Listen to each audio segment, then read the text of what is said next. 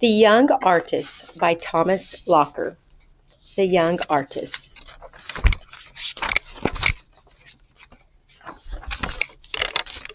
Late one spring afternoon, I was putting the final brushstrokes on an important portrait when I was suddenly interrupted by heavy pounding on the door.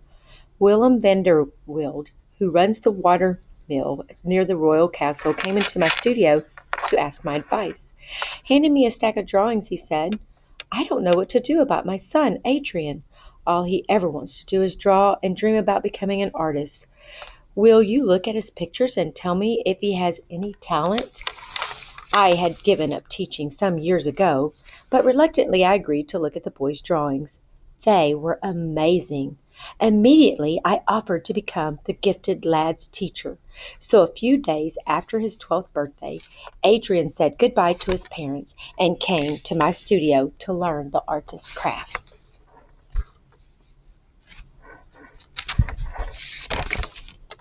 In my time, I taught a lot of apprentices, but never one like Adrian. I remember his first day in the studio when I gave him a sheet of paper and some black chalk and told him to copy a plaster statue. Adrian looked up at me and said, "I already know how to draw. I want to learn how to use oil paints. I want to make big paintings of the trees, the clouds, and the royal castle." "All in good time," I replied, "but first let's see how well you can draw the statue." A few minutes later he proudly showed me his drawing. It was very good, but the head was too large and the legs were short. I corrected it and said, "Erase it and draw it again and again until it is exactly right." Adrian became a good apprentice. Cheerfully he washed my brushes, mixed the paint, and swept the studio. He worked very hard at learning to draw accurately, and after just 1 year I began to teach him how to paint. He became very good at painting pictures of people. He did a portrait of me that was so well done that I had it framed and even hung it next to some of my own paintings. A good portrait painter is always in demand, so I tried to encourage him. But painting portraits wasn't what Adrian Vanderwild longed to do.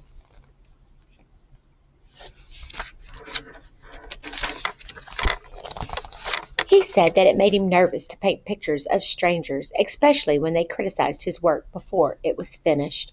Whenever the young fellow had a spare moment, he would wander out into the countryside near his father's mill and draw some trees in the castle. He longed to capture the sparkle of the changing light and the feeling of the wind in the trees. However, it's very difficult for an artist to survive painting only landscapes, so I worried about Adrian's future. Then one day, the top chef at the palace, who occasionally bought some of my paintings, came to the studio. He was very impressed by Adrian's portrait of me and asked if the lad could paint his picture. At first I thought it would be a good idea, but I know now that I made a terrible mistake when I insisted that Adrian paint that portrait.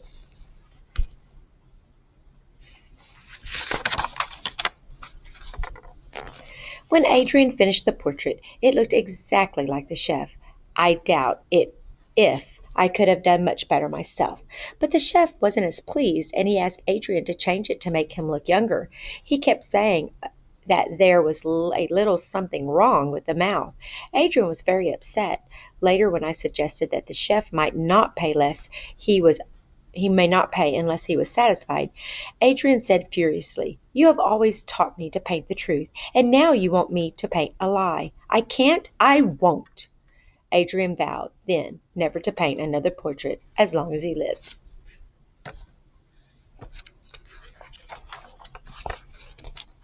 Adrian refused to rework the chef's portrait, but when the man returned, he was in a better mood, and he looked at the picture again and didn't even realize that Adrian hadn't made the changes he requested. "It's a masterpiece," he exclaimed. I wouldn't let Adrian say a word. The honest lad still had a lot to learn about surviving as an artist, but now there were things he'd have to learn on his own. So I gave him the chef's entire payment and suggested that he use it to set up his own studio. Adrian did, and he started right in painting the castle. However, he soon discovered, when he couldn't sell a single painting, that the king was feared throughout the land, and no one wanted a picture of his castle.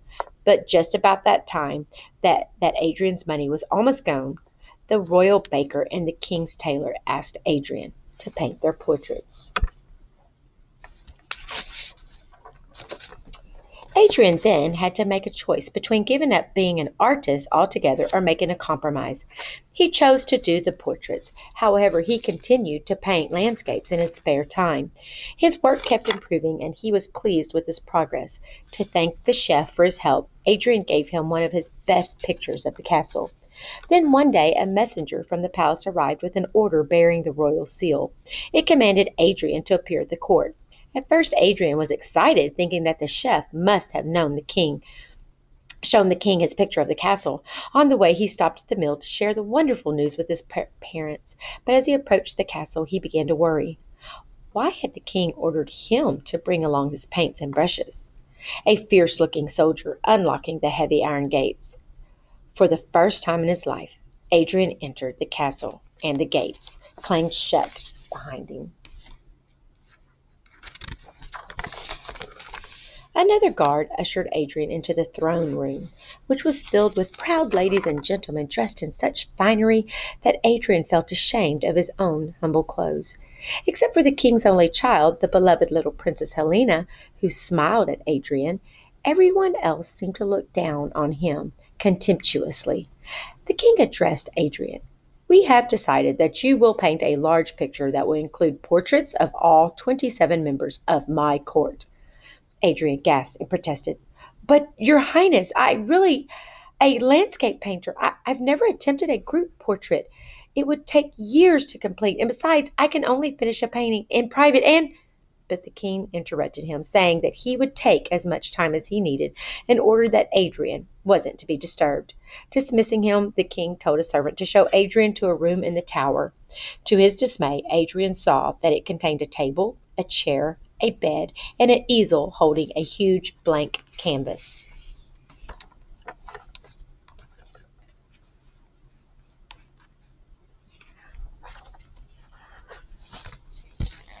It was like a bad dream, but the next day was a nightmare. Adrian found himself concerned by the courtiers. "Take off my fat," warned the Minister of Finance, "or you will spend the rest of your life in the dungeon." "Paint me standing up straight," hissed the old Duchess, "or I will see to it that you are hanged from the gallows." Every one of the noblemen and the noblewomen, except for the little princess, threatened Adrian and demanded that he improve their appearance in the court portrait. My poor apprentice, who only wanted to paint people as he truly saw them, felt trapped. So, using the excuse that he would need more paint for such a large painting, he fled from the castle to ask my advice.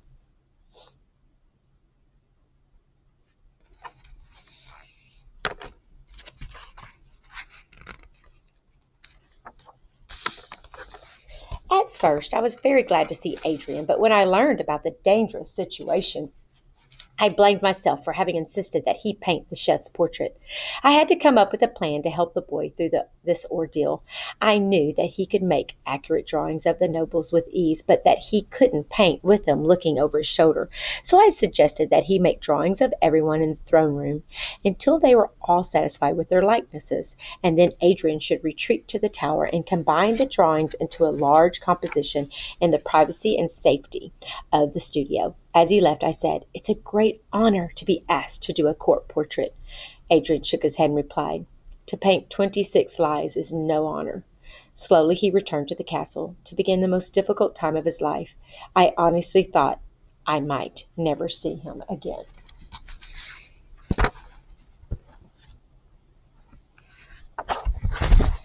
6 months passed as Adrian worked in the throne room. All the while he was bullied and badgered by the vain nobles until at last they were all pleased with the drawings.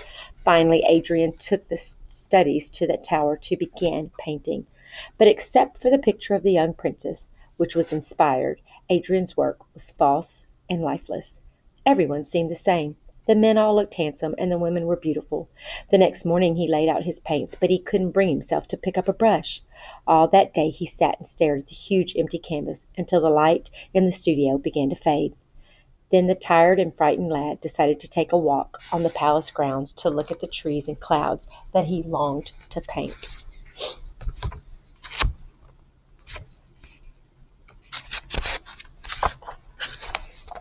A cool evening breeze moved through the trees as he approached the royal arch. There Adrian met the little princess. Her smile seemed especially beautiful in the evening light, and Adrian made a quick sketch of her. The next day, because he hadn't painted at all for 6 months, he decided to warm up for the court portrait by painting a small picture of the princess. It turned out well and gave him the confidence to begin work on the huge canvas. But he couldn't forget the threats of the nobles, and the work progressed slowly. Sometimes he was so afraid he wouldn't be able to please them that he couldn't paint at all. In these dark moods, he would ask the Princess Helena to pose, and that always seemed to help him. Months turned into a year, and then 2 years passed. The noblemen and the noble women had grown impatient to see their portraits.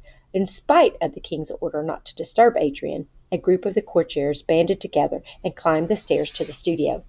Princess Helena saw them and ran to warn the king.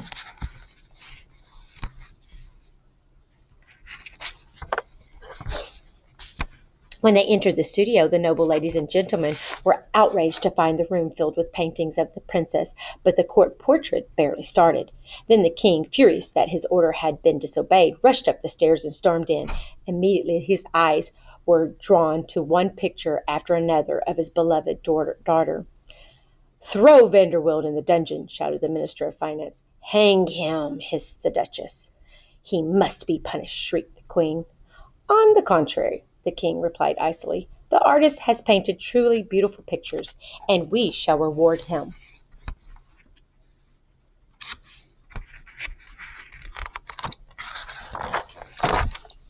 To punish the nobles for their disobedience, the king told Adrian to paint them exactly the way that he saw them. And in no time at all, Adrian finished the group portrait. The band of nobles were furious, but the king was so delighted with Adrian's work that he rewarded him with a gift of land and a fine house near his family's mill. The other day I met my former student out in the countryside. He was teaching his own apprentice how to paint the trees and the clouds, with the towers of the castle far, far in the distance.